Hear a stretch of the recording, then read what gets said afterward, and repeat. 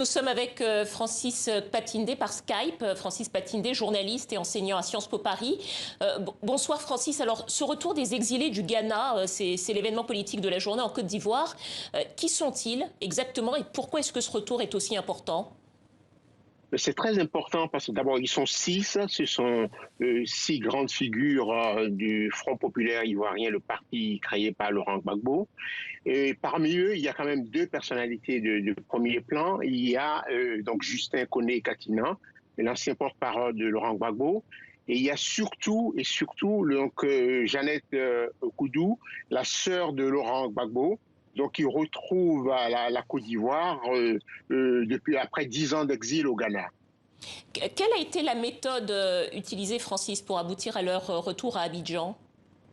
Les négociations se sont passées dans le cadre d'un accord tripartite, donc à trois, passé entre les autorités de la Côte d'Ivoire, les autorités ghanéennes et le Haut Commissariat des Nations Unies pour les réfugiés.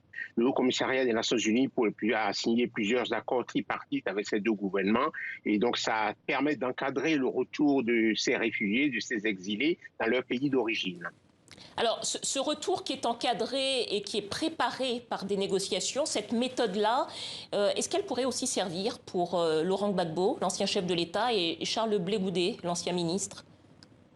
Alors, les deux personnalités que vous venez de nommer, donc Laurent Gbagbo et Charles Blé Goudé, ne se trouvent pas dans la même configuration. Vous savez, ce ne sont pas des exilés, ce ne sont pas des réfugiés politiques, ce sont des gens qui ont été acquittés, donc qui étaient accusés, qui ont été acquittés par la Cour pénale internationale. C'est une autre configuration, c'est une configuration beaucoup plus politique. Donc, je pense que Laurent Gbagbo et Charles Blé Goudé attendent le feu vert des autorités ivoiriennes pour rentrer en Côte d'Ivoire. Néanmoins, des discussions sont en cours avec leurs entourages pour préparer ce retour. Et effectivement, et les six personnalités qui sont rentrées du Ghana vont participer à ces préparatifs parce que Laurent Gbagbo devrait rentrer dans les semaines, peut-être dans les semaines qui viennent, retrouver la Côte d'Ivoire. Il y a des discussions en cours avec le ministre de la Réconciliation nationale de Côte d'Ivoire, avec le nouveau Premier ministre Patrick Achi, avec les collaborateurs du président Alassane Ouattara.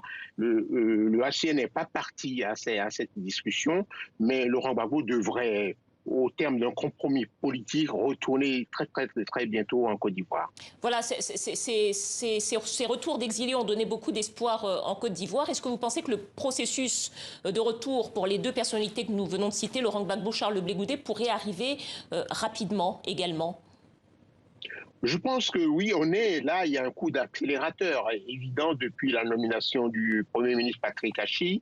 Je pense que l'heure de la réconciliation nationale a sonné pour la Côte d'Ivoire, d'autant plus qu'il y a d'autres périls au nord de la Côte d'Ivoire, le péril djihadiste terroriste.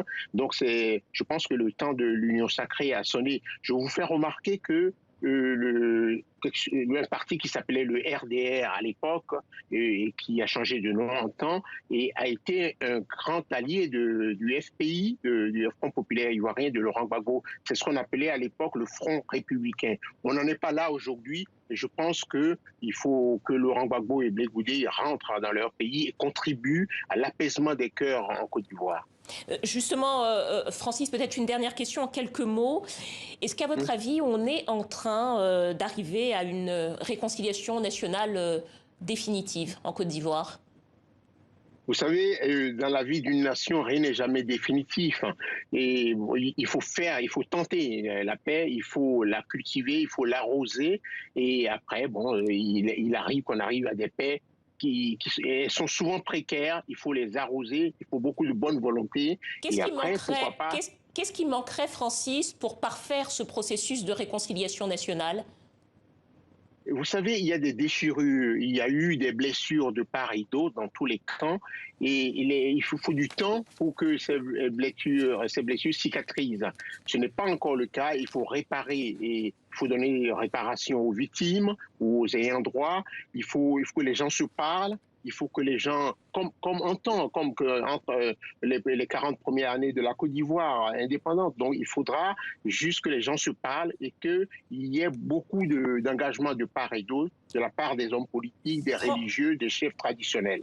Francis Patindé, enseignant à Sciences Po et journaliste. Merci à vous, Francis. Merci.